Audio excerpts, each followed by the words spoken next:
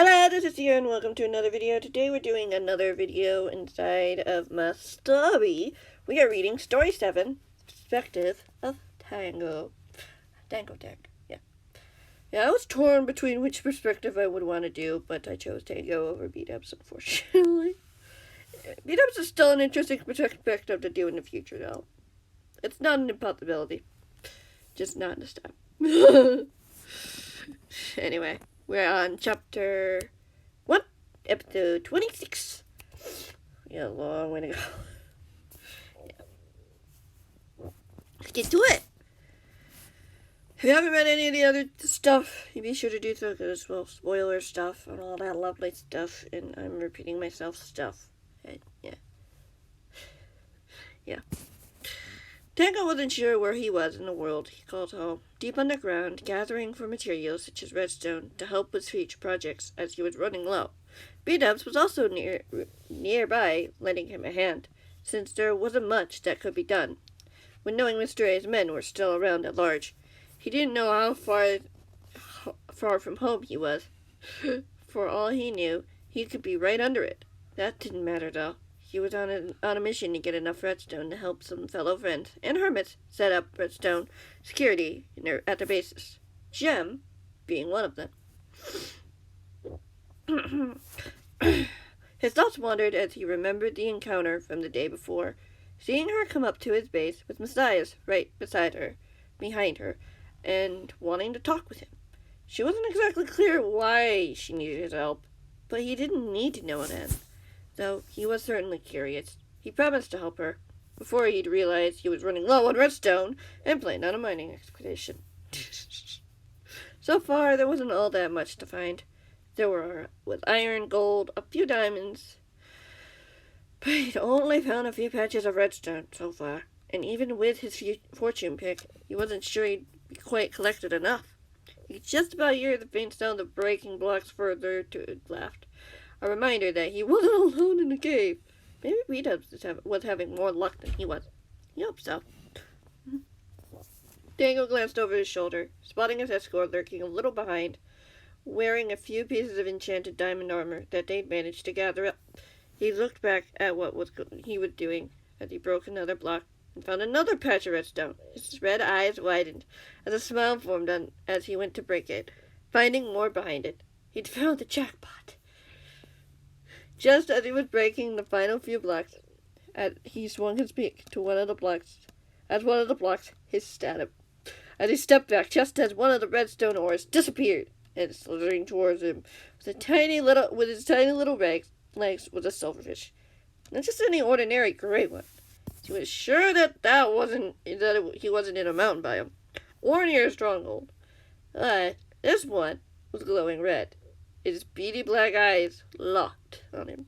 He scrambled back and cried out in surprise as the creature lunged towards him, faster than he'd expected, as he quickly got onto a ledge safely.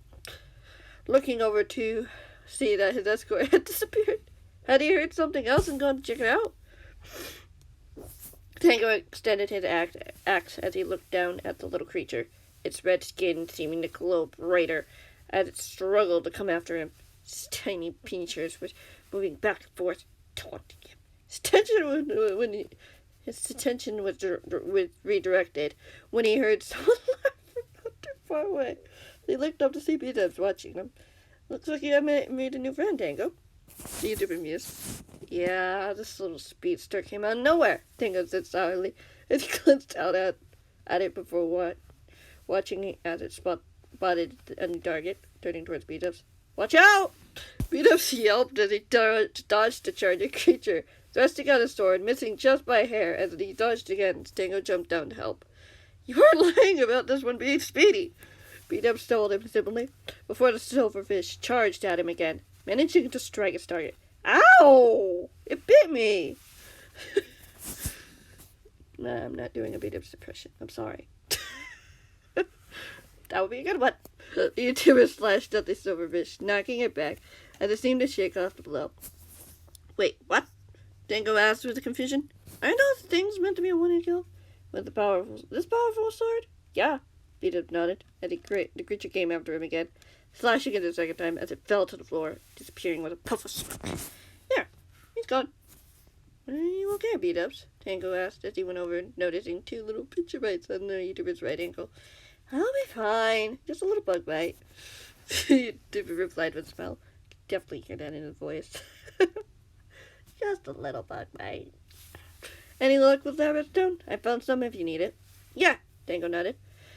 I might need that, actually. A few more minutes of mining should do it, and we can call it that. Good with me. See you in a little bit, Beatus replied cheerfully as he disappeared around the corner, going back to continue what he'd been doing. Tango glanced back over to the couple pieces of redstone ore that he hadn't broken away, partially glad that they hadn't turned into one of those silverfish. There seemed only to have been one of them. Were there more? Maybe. Hopefully it wouldn't be a big deal. Just a weird thing that happened. Chapter 2. The rest of the mining session with B-dubs had been far more successful than the second round than the first, having found more than enough for what he would need it for. Tango was quickly storing it away into a chest as he organized it. It had been quite the day spent as he heard his escort walking down the hall, not doing too much to help, but he hadn't really asked him to either. When he was finished, he closed the chest and looked around at his storage room, waiting a few moments in silence before heading towards the door, as he took out the small portable communicator, pressing a few buttons as he called. Hello, Tango, Jem said cheerfully. YouTuber were almost surprised as to how she knew before realizing it had probably said it on her device. Hey, I just wanted to let you know, I just went on a mining session with meetups to get more materials, he replied. When do you think is a good time to come over and do some security work? I'll be a little busy tomorrow, but maybe the day after? Unless you're okay with being on your own in the house, she replied. Well, what will you be up to? Tango asked curiously. That's not something I can tell you over this, she admitted sheepishly. Trust me, though, it's important. I do trust you, Tango chuckled. Do you have any ideas of what you would like and where? I just want some things where they would fit, she replied. To make sure the wrong people don't get in, if you know what I mean. Count on it, the YouTuber replied. I'll see you the day after tomorrow, then. Yep, Shem said happily as the device disconnected after they both said goodbye. Tango was almost certain he'd heard a little commotion happening on her side. He hadn't been quite sure what it was, but it didn't seem to faze her too much. If there was a problem, then he'd be getting a distress signal shortly. When there wasn't one, no, he slipped the device back into his pocket as he walked out into the hallway, just noticing the starry night sky through the hallway window, the distant trees blocking the moon's rising as he went into his room to call it a night. Tango woke up feeling something vibrating next to him, confused as he opened his eyes to the early morning, sitting up as he realized the vibration had been coming from the communicator, as he reached down to pick it up, seeing a call coming in. Not from Jem or anyone he'd expected, but another fellow hermit. Tango accepted the signal. Morning, Zed. Sorry for waking you, but I have a bit of a bug infestation, if you must say, YouTuber admitted sheepishly. Mind if you can come over and help out? I've managed to trap one of the things, but there's about a few dozen of them in one of the rooms, and my bow is doing nothing to them. Wait, what kind of bugs? Tango asked. They're silverfish, but not? Zed pondered quizzically. It's hard to explain, but I was trying to mine some redstone, and some of them came out and tried to attack me. I'll be right over, Tango agreed matter-of-factly. Thank you. I'm sure I could handle it, but those things are pretty quick, and they're messing with all of the other equipment that I've made. The room is in total disarray. Tango laughed. Don't worry. It'll be cleared out in no time. Coming over now. Right then. I'll stay here to make sure they don't get through the door. They're all huddled there for some reason. That's softly. Noted. Tango replied as the device was disconnected, as he stored it in his pocket again, getting out of bed as he went over to the door, opening it to find an escort waiting for him. Dad needs a bit of assistance, Tyler. Mind coming with me to sort it out? I don't think there's much of a choice in that question. Amused. Tango nodded. Grab your wings and let's go. The man didn't hesitate as Tango watched him disappear into the room as Tango went for the hallway window as he opened it, letting the fresh wind wash into the room. It was certainly cool outside. A mild winter, he'd have to guess. Spring was just around the corner, but he knew it'd get colder before it would be getting any warmer again. He could hear Tyler right behind him as he climbed onto the windowsill, launching himself into the air as he headed towards Dad's base, which was a little further from his own, or from a lot of hermits. If you want a timeline, this is after Christmas, would normally be. Because, Tragic Day for Stampy, like the gem sort of storyline, happened before this, and that was really close to Christmas time. According to Lovely World timeline, that was right before Christmas. Like around, very close to Christmas.